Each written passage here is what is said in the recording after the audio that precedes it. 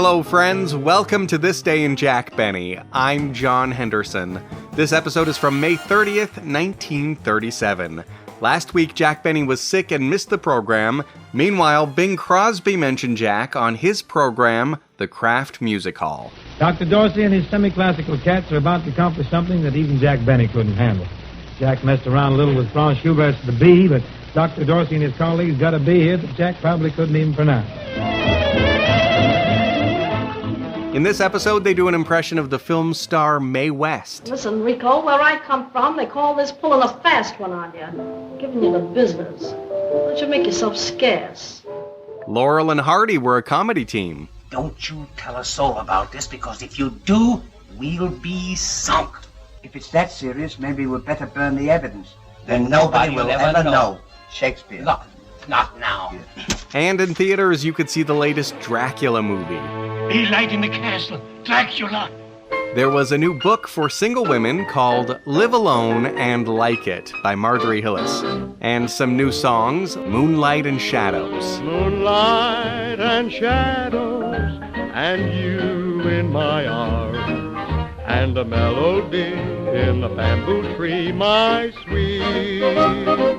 Let's call the whole thing off. You like potato, and I like potato. You like tomato, and I like tomato. Potato, potato, tomato, tomato. Oh, let's call the whole thing off. They mention a local department store called the Bullocks Wilshire. It was a distinctive-looking building in Los Angeles. Wilshire Boulevard is a fine example of the many grand boulevards that reach out from the heart of Los Angeles. And they mention some old expressions. Barnum was right when he said, "A sucker's born every minute." Hale and hearty means healthy and strong, kind of like fit as a fiddle. Fit as a fiddle and ready for love. I could jump over the moon up above. Fit as a fiddle and ready for love. If you'd like to contact me, you can email jackbennypodcast@gmail.com and find more episodes at thisdaybenny.com. Have some cabbage in your Jell-O and enjoy the show. J-E-L-L-O. The Jell-O program starring Jack Benny with Mary Livingston and Phil Harris and his orchestra. The orchestra opens the program with Oh Ah.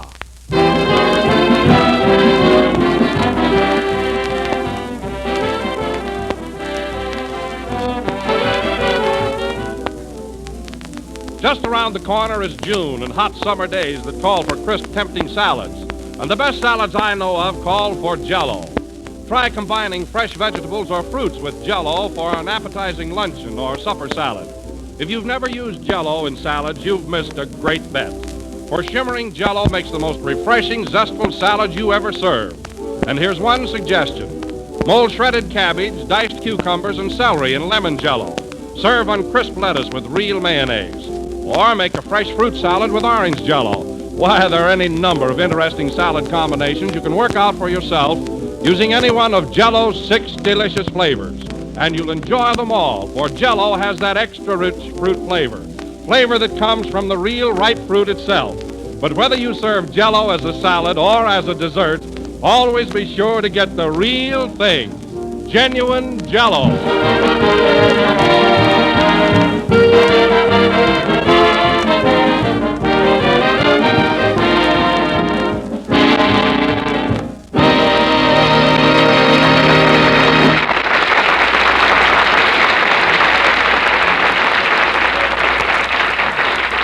And now, ladies and gentlemen, let us hail the return of a man who last week was flat on his back, but is now standing here flat on his feet, Jack Benny.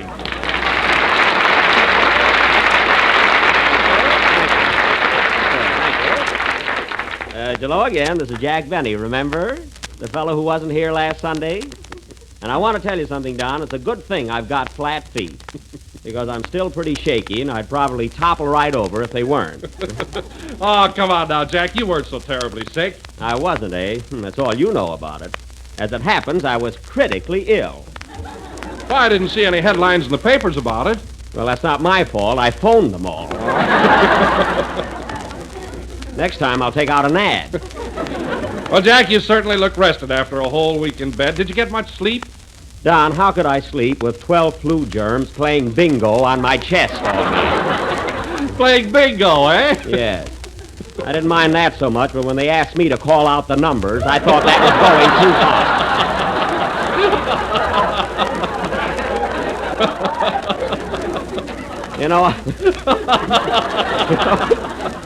I'm still pretty weak. Well, you certainly don't look it, Jack. You're the picture of health. Now, that's silly, Don. Take a look at my tongue. I don't see anything unusual. It's just a common, ordinary tongue. Oh, it is, eh? Well, then I'm glad I stuck it out at you. You're just jealous because I look like Dracula. All right. If it'll make you any happier, you look lousy. Now you're talking. I'm glad you woke up. Pardon me, Mr. Benny. It's time for your pill. Oh, yes. Thank you, Doctor. Thank you. Don, I want you to meet Dr. Baldy.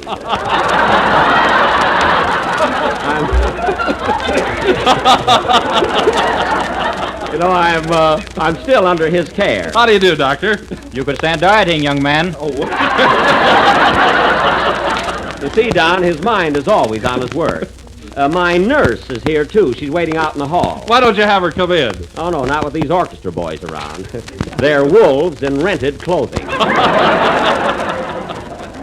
Hello, Jack. I'm glad to see you back again. Oh, hello, Mary. Thanks. Gee, I sure had a tough time this past week. Gee, don't I look awful? I'll say you're as pale as a goat. Goat? You mean pale as a ghost? Well, this goat is dead. Oh, a goat ghost. Well, that was fast thinking. What? I say that was fast thinking. Oh, I thought you were talking about the goat. Well, I wasn't. And Mary, I want to thank you for those lovely roses you sent me. They were beautiful. Were they? Yeah, that's the first time I've ever seen a third of a dozen.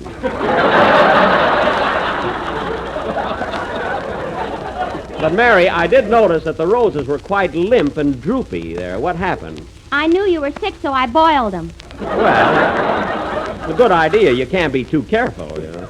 Oh, hello, Kenny. Hello, Jack. Gee, you look so Laural and Hardy. That's Hale and Hardy, but let it go. Oh, that's all right. The next time I'm sick, don't wire congratulations. Well, it worked on Mother's Day. Well, let's not get involved in that, you know. Mr. Benny, it's time for your medicine again. Oh, yes, Doctor, yes. Now, first you take this red pill, and then you follow it with this white one. Two of them this time. I say, what's the white pill for? In case the red one is poisoned. Well, that's thoughtful. Isn't he an unusual doctor, Mary? Yeah, what do you take in case of him? I wish I knew. Say, Jack, is that girl out in the hall your nurse? Who do you mean? That pretty blonde with a white uniform and Phil Harris around her neck. Oh, where'd you see her? Oh, out in the hall around Phil Harris's neck. I thought you said Phil was around her neck. Oh, they're all mixed up. No, so that's why Phil sneaked out of here. I got a good mind to go out there and put him in his place. Oh, Jack, you're up on your feet now. Why don't you stay that way?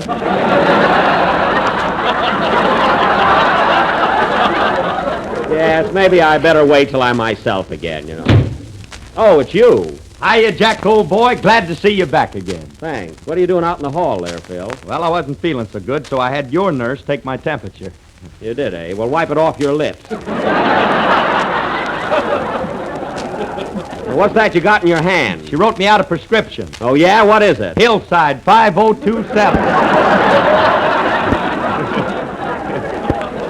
Well, get me a bottle of that, too. Anyway, it's time for you to play a number, so get ready. Okay. And another thing, this nurse is here to take care of me, so please stay away from her. I got a temperature, too. Quiet, Kenny. Play, Phil. Oh, nursey, nursey. Oh, toot.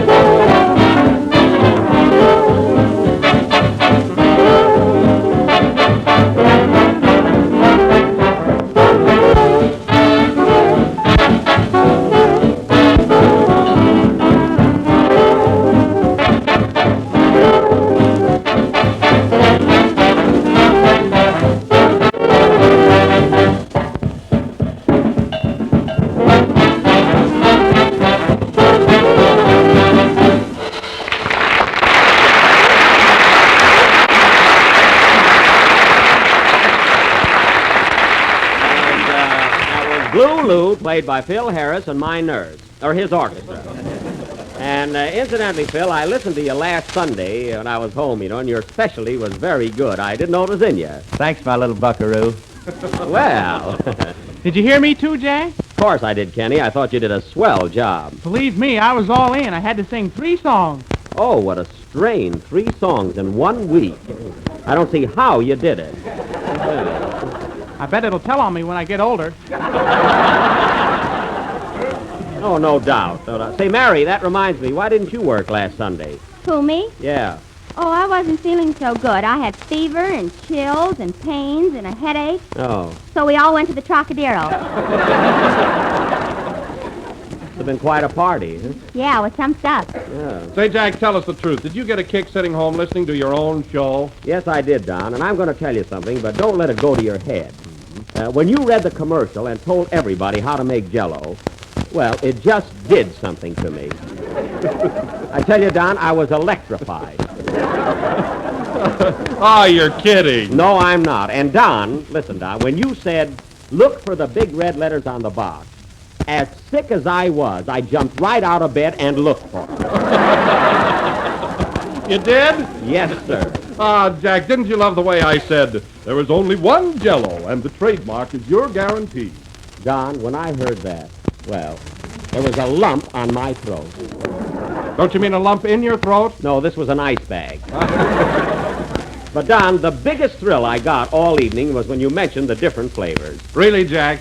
Absolutely. Of course, when you started out with strawberry, raspberry, and cherry, that didn't affect me so much. But when you got to orange, I felt myself slipping. And by the time you reached lime... What happened? I was in another world. You were? And snoring twice as loud as ever before. I was not. Mr. Benny, it's time for another pill. Oh, yes, Doctor, yes. Here you are, a pretty blue one. Hey, wait a minute, this is a button. Oh, goody, I've been looking for that all week. Oh, answer the phone, Mary. If that's my father, tell him it's in the mail. Okay. Hello? Yes? Oh, hello, Mama. Oh, it's her again. Yes? Yes, Mama, yours is in the mail, too. What? Oh, Jack is feeling much better. No, Mama, I won't get too close to him. You think I had measles or something? Yes, Mama, Jack's going to take a vacation in a few weeks. We all are. What? No. No. No, Mama, you can't. That's impossible. What does she want, Mary? Mama wants to take over the summer show.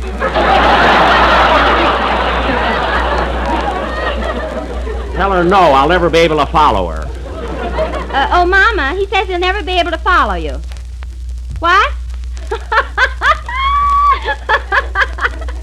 What are you laughing at? She says you won't even be able to follow this phone call. Oh, matching wits, huh? Well, goodbye, Mama. Thanks for calling. I'll write you a letter tomorrow. What? Oh, that's too bad.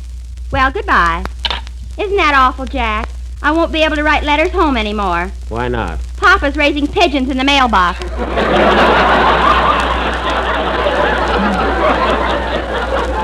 Well, send her my dove, or my love. And now, folks, that very... about the worst gag I've ever pulled, I think. And now, folks, that Mary's mother has had her little fling. Kenny Baker will sing, what are you going to sing, Kenny? Oh, I'll think of something. Well, think, Kenny. Play, boys.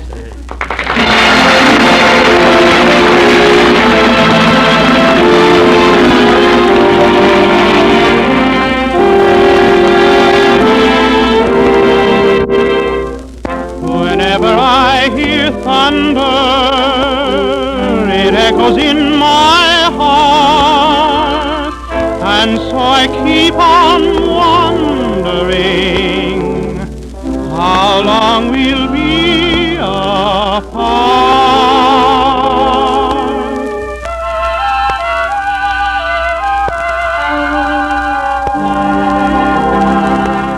Skies were gray that rainy day we parted in the lane. Was it tears that fell, or was it rain? There we stood as lovers would, did parting bring you pain? Was it tears that fell, or was it rain? I couldn't tell if your eyes were misty, or if you felt regret. I noticed when you kissed me that both your cheeks were wet. Till we meet again, my sweet, that memory will remain. Was it tears that fell, or was it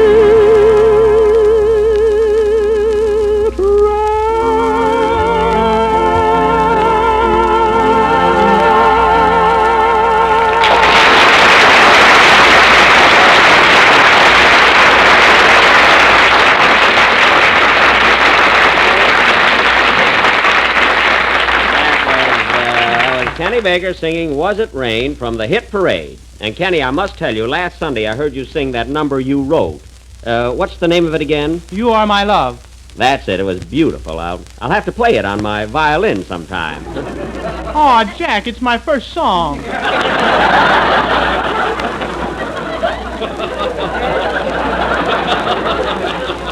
Well? Let it grow up before you kill it. You two have a lot of respect for an invalid. And now, ladies and gentlemen, for our feature attraction this evening, for our dramatic sacco, we are going to present an original mystery melodrama, a thrilling and blood-curdling adventure entitled Death at Midnight, or the Murder Case. Now, I will play the part of Detective O'Benny, who always gets his man. Phil Harris will be my assistant. Who always gets your girl. Quiet. Now, as this is a murder mystery, Mary Livingston will be the wife of the murderee. And Kenny Baker will be the victim. Oh, gee, there's no future in that. I'm going to be your wife. What have I got? Please. And last but not thinnest is Don Wilson, who will be the butler. However, before presenting our mystery, folks, let me give you a brief synopsis of what has happened up to now. On the night of May 3rd, A.D., after dinner, Mr. J. Wellington Crotsmere, Wellington yet. a social line, was found murdered in his den. At the time of the murder, his wife was in the room reading a copy of Live Alone and Like It, which may have thrown her a thought. The victim was playing solitaire when suddenly he was interrupted by a lead kibitzer. Now, who committed this crime? Was it the butler? I didn't do it, I tell you. I didn't do it. Was it the French maid? Ooh la la, viva la corpse. Was it Bing Crosby? No, but he mentioned my name last week. And now the wife, Mrs. Crotsmere. Did you kill your husband? I hated him. I loathed him. I despised him. So that night I... Stop! We can't give it away now, folks. But this mystery will go on immediately after the next number. Play, Phil, and make it snappy. Our listeners must be on the edge of their seats. Don't fall off, folks.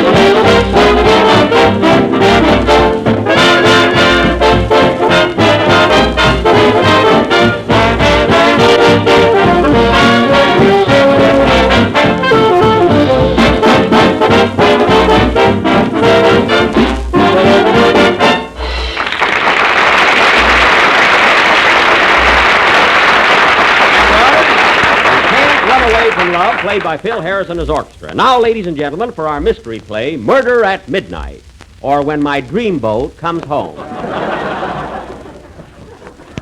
The opening scene is the office of Detective O'Benny at police headquarters.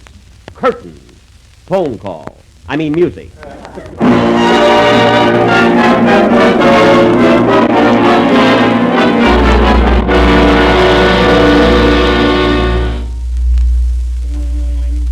Ling-a-ling-ling-ling-ling-ling.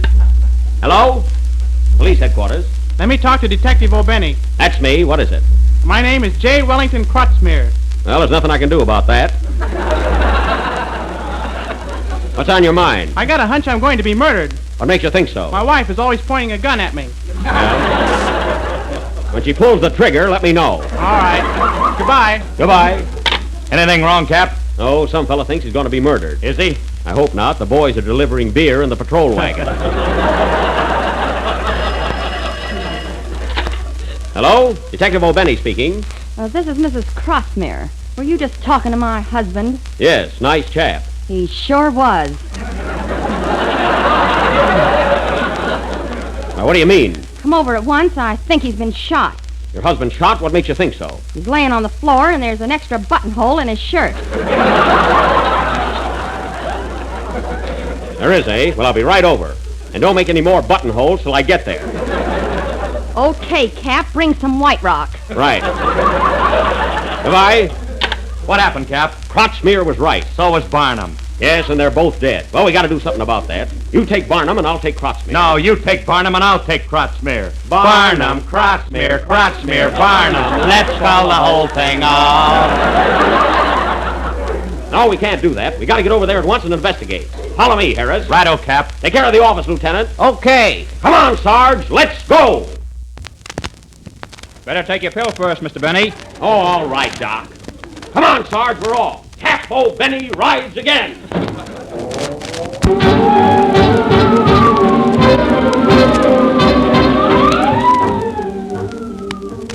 Well, here we are, Sarge. This is the place, all right. Open up in the name of the law. This is police headquarters. Doggone it, I forgot to release the brake.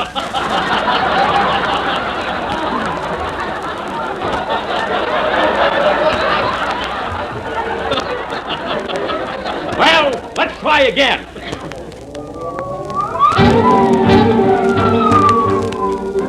This must be the place, Sarge. It better be. We're out of gas. Open up. Come on, open the door. I'll break it down. Well, good evening, gentlemen. Good evening, eh? Make a note of that, Sarge. Okay, Cap. You're the butler, aren't you? How do you know? Your uniform is a dead giveaway. Now, come on, you. Where's the body? You mean Mr. Crotchmere's? Yes. Why, he's right there on the floor. Thanks. Follow me, Sarge. Yeah, man. Musicians are all alike. Who's this? Wait a minute. Are you Mrs. Crotchmere? No, I am the maid. Yeah, what's your name? Fee-fee. Your last name? Poo-poo. Fee-fee, poo-poo. Wee-wee. Wee-wee. Make a note of that, Sarge. Woo-woo!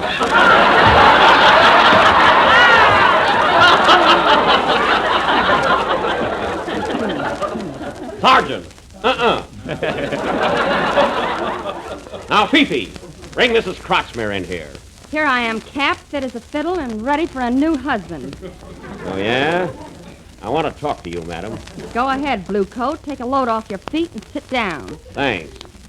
Ouch! What's the matter, Cap? I've been looking for that badge all day. Oh.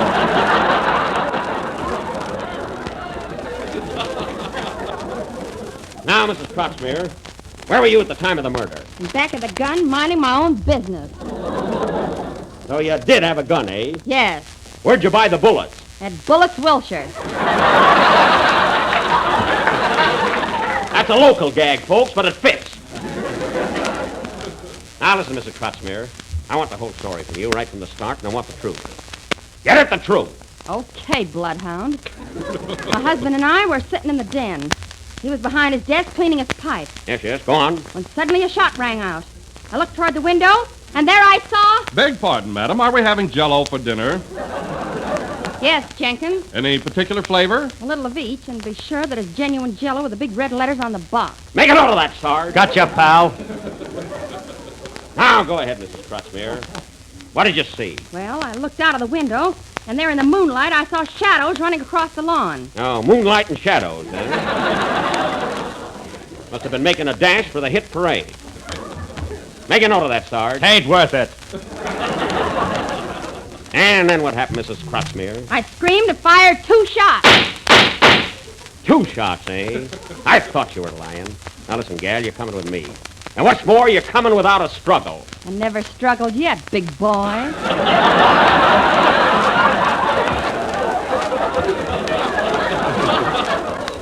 Then slap the bracelets on her, Sarge. Now let's go. Now wait a minute. Hold everything. No one move. Come in. It's time for another pill, Mr. Benny. I haven't got time for that, Doc. Now get out of here. Come on, Sarge, and take Mrs. Crotchmere with you. What was that? Look, Sarge. Someone threw a stone through the window. Yes, Captain, there's a note tied around it. A note, eh? What does it say? Hillside 5027. That nurse again. She sure gets around. Come on, let's go. Wait a minute, Sarge. Wait a minute, there's the phone. Maybe it's a clue. I'll take it. Hello? Yes? Yes? What? Who? Cactus Face? Cactus Face? Doggone it, we got the wrong last page. What'll I do now?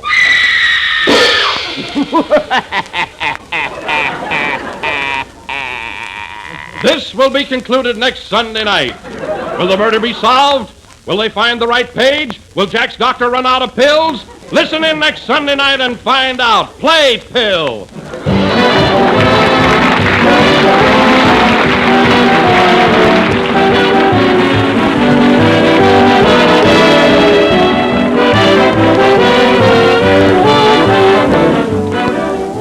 Dessert is a great favorite with everybody, and here's a dessert that's everybody's favorite.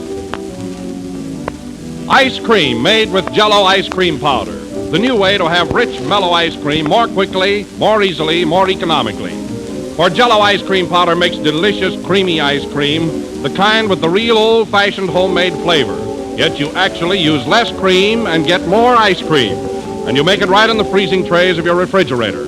Or if you prefer, you'll get the same wonderful results with an ordinary hand freezer. All you do is combine Jell-O ice cream powder with milk, some cream and sugar, and you'll soon have 1.5 quarts of smooth, mellow ice cream. And economical? I'll say it is. Why, 1 package of Jell-O ice cream powder makes 1.5 quarts of ice cream, twice as much as most other such products on the market. So serve ice cream made with Jell-O ice cream powder soon. There are 5 rich, delicious flavors. Chocolate, vanilla, strawberry, lemon, and maple, and there is unflavored, too, so that you can make any flavored ice cream you want. Ask your grocer tomorrow for several packages of Jell-O ice cream powder.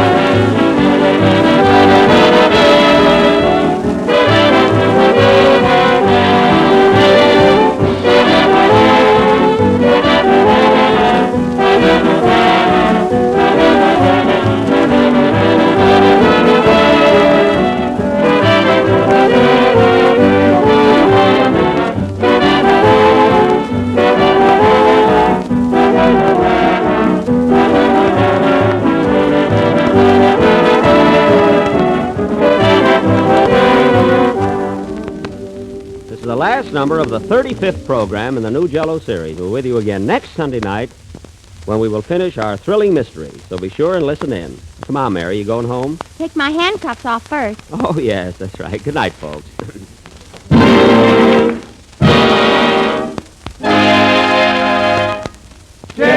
Jell-O.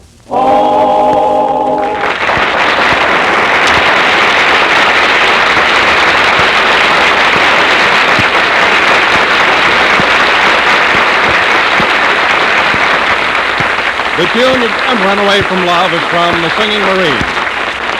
The Jell-O program comes to you from Hollywood over the Red Network of the National Broadcasting Company.